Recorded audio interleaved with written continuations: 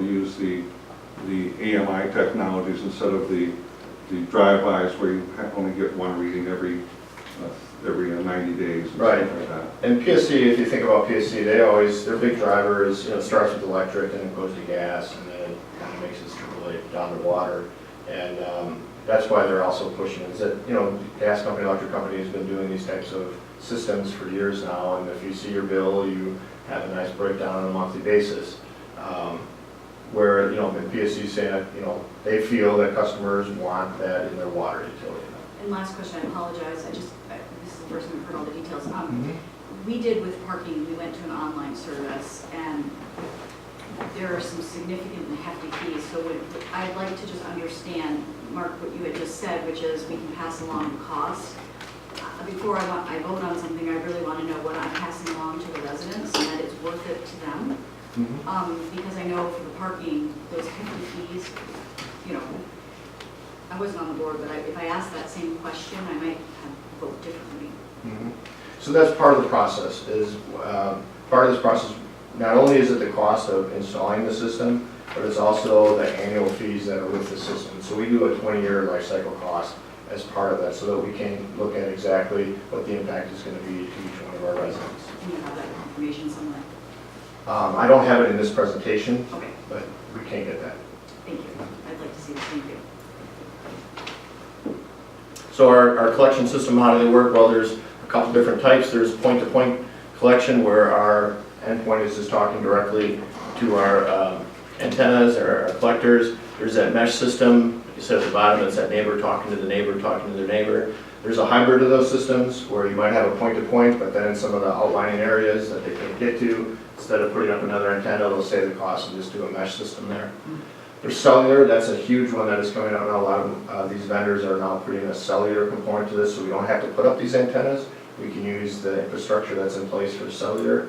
But again, then we're paying, just like your cell phone, you've got a monthly fee that's associated with that.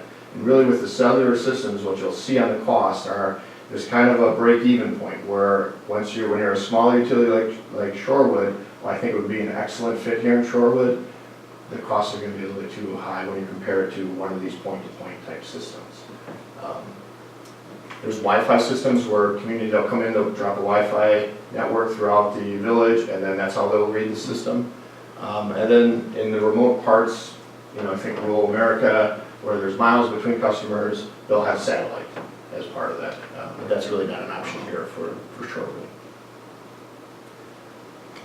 So the other types of communication between the meter and endpoints, they're all radio frequency except for our, the cellular units. Some of them will have an FCC licensed frequency that they operate on, so that if there's any interference, they can go to FCC and get those interlopers tossed from that frequency, so that they make sure that their reads then are getting through properly. There is a number of them that have a broadband spectrum hopping, where they've got a wide range of frequencies that they can operate on, and they just kind of hop around, see which one is the best, and then they use that one until they might get some interference, and then they go to another one. Very popular technology. It's worked for a number of years. In fact, that's what both Milwaukee and Madison have. Milwaukee has it on their drive-by, and Madison has it on their AMI system. Between our base station and our head end of the system, again, if you're hosting it on site, you can run a cable to it. You can put a T1 network up, a fiber optic network. You can do Wi-Fi, but the majority of them are run through cellular, where that collection base station then has a air card, and it'll push all the reads to an IP address off of the cloud. You mentioned cellular is probably not good for us. What would we do? It would be a fixed point where we have to put up some antennas. So antennas would have to go up. Yeah. So there's a balancing act, right? That's part of that 20-year cost analysis. How many antennas do we have to put up? How much is that going to cost versus? Well, that's a good question. Where do they go? That's up to our vendors to take a look at. Right? So we look at municipal-owned facilities such as this, such as Village Hall. We do have the towers on the other side of the river. Could they team with somebody over there? There's different potentials that's up to the vendors to take a look at and analyze. Can you use like on neighboring communities, like if we paired up with Milwaukee or something? Yeah, use right. their antennas? Yep. I pay a fee for use of that space, but that's not an option. So our data management interface, that's what's going to upload those, our hourly reads. When we need a billing read to the billing system, there'll just be a file that's automatically generated, sent to the billing system whenever we want to do billing. We can select historical and current data all the way, from every year, every month, every day, every hour on all of our customers. That meter data management is going to perform system analytics, like I said, the leak detection. It'll also tell us if some of these metering systems will let you know if there's an empty pipe. So if you think about water into your home, it's never empty. If it's empty, there's a problem.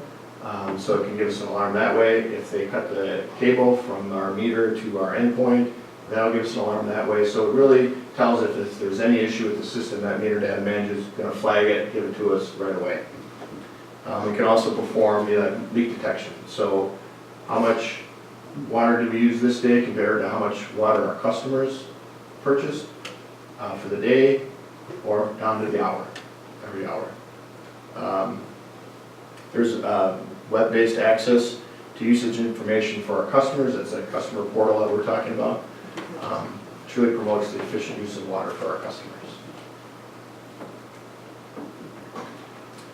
So AMI and the customer, we're kind of talking about the biggest benefit, and clearly the biggest benefit is to our customers, right? So the customer can interact with the meter data system. That's going to give them direct access to their usage history and bill information. They actually have access to the bill information today through the billing through BSNA. There's an online web portal through BSNA where they can access what their usage is, but they're just seeing that one data point every 90 days.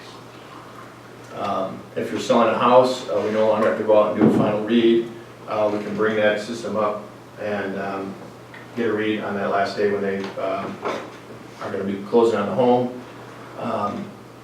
Again, there's access to a pending bill through this.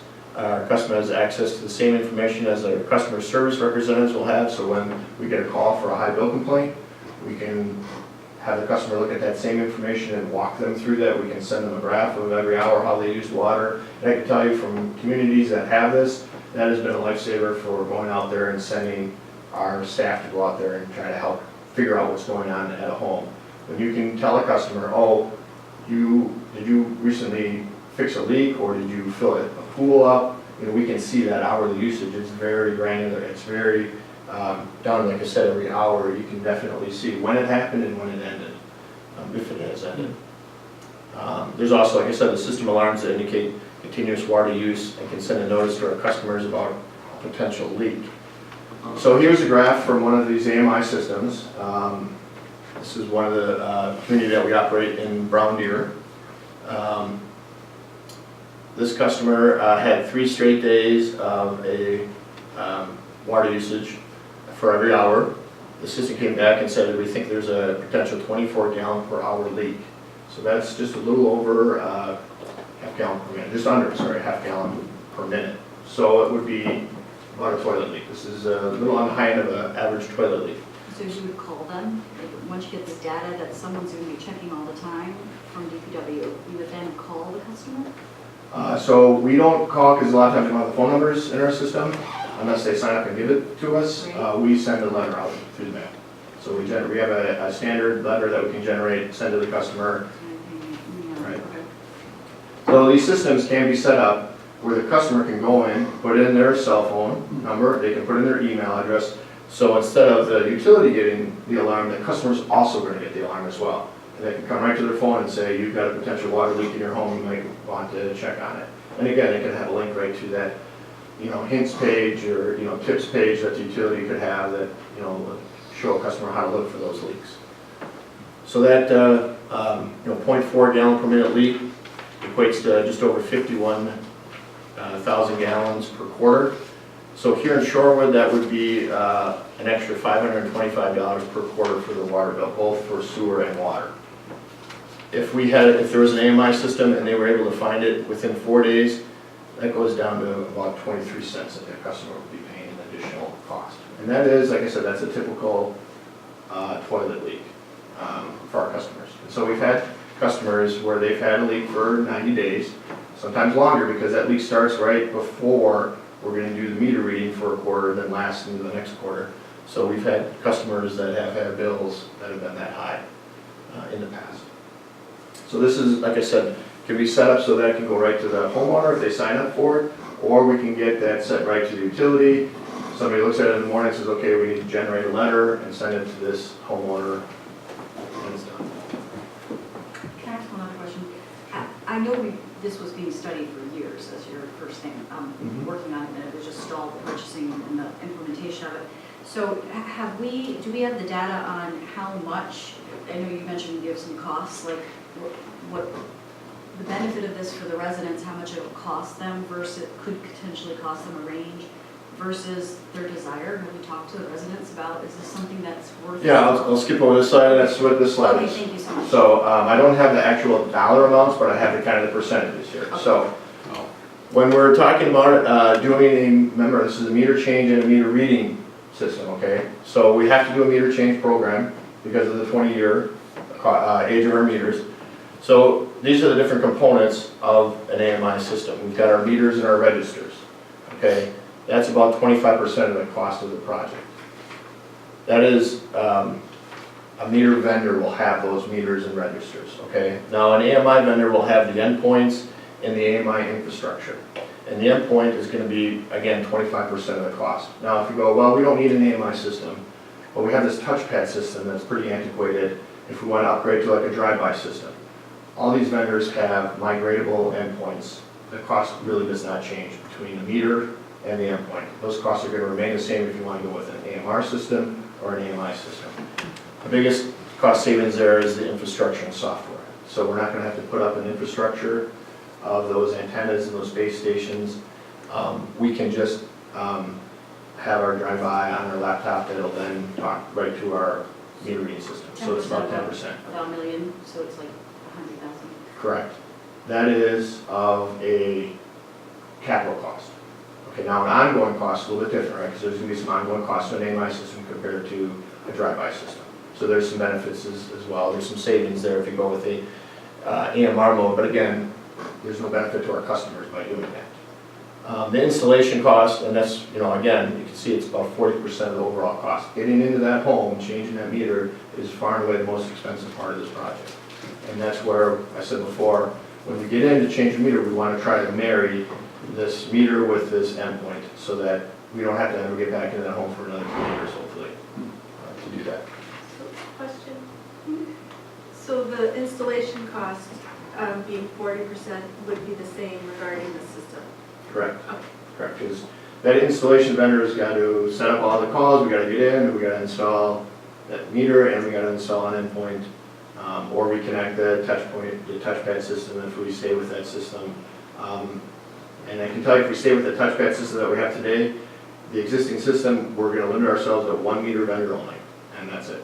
Well, And 1 AMI vendor what's the only. second, what's the medium touch point, and then there's Drive-by. drive-by, right? Right. Which sounds like what some other communities do. So, and then the installation, that's a separate vendor. So on these systems, you've really got 3 separate vendors that are working together, right? And so as part of the project, we want to develop a competitive RFP for vendors to provide a complete AMI solution, all of these different aspects, right, for the village of Shorewood. But we want it done through we only want to do a contract with one vendor, right? And he's going to have subs as part of it, and the vendor will have subs as part of it. We don't want to come out with 3 different RFPs and have our meter, and then have the village try to manage all of those. We want to have one contract, so if there's a problem, we only have one person to go to and point to that.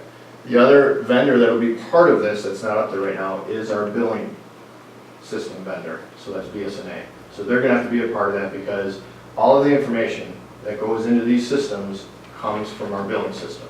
So when you talk about work for staff here, these systems will run themselves. Whatever we change in the billing system, that'll get pushed down into all these other systems as well. And that's what the previous slide kind of talked about here in this flow chart. So this is a proposed AMI system, our CIS, Customer Information System, that's our billing system, that's BSNA. We go in there, we change any customer information, that gets pushed out to our meter installation program, that goes to the handheld, the installer goes out there, they install the endpoint, they install the meter, they'll tell them what the previous meter was there, we have to put in what the read is when we pull that meter out. All of that's going to be recorded on that handheld and then get brought back to our CIS system. From there, that'll push that information to our head end of our system, where our meters and our endpoints are talking to our collection system and bringing that to the AMI system. So any changes that we make, we only want to make it in one location. We don't want to have to change multiple locations so that, oh, we changed it in one but forgot the other. We only change it in BSNA. And from there, it'll automatically get pushed into the other ends of the system. So same with that meter data management system. That's going to pull from our head end of the system. All of our reads are going to go into it. All of our customer information is going to go into it. So that when we sit down at the desk, we open up that dashboard, we say, what was the read for address 123 Big Bird Street? We can see that, we can see who it is, when their bills last, when they last paid, things like that. That'll all get pushed right into that meter data management system. And then off to the side there for future, I've got highlighted a web presentment, that would be for customers again. What we talked about with our non-drinking water team that was put together was that this is a lot that's going on here right now. If we decide to do this, I think that could be a benefit, but that's something that we would want to present in the future. The web portion, The web portion. which is the custom portion of being able to look at. Of being able to access it immediately, right? Can I ask a question? Have we determined as a board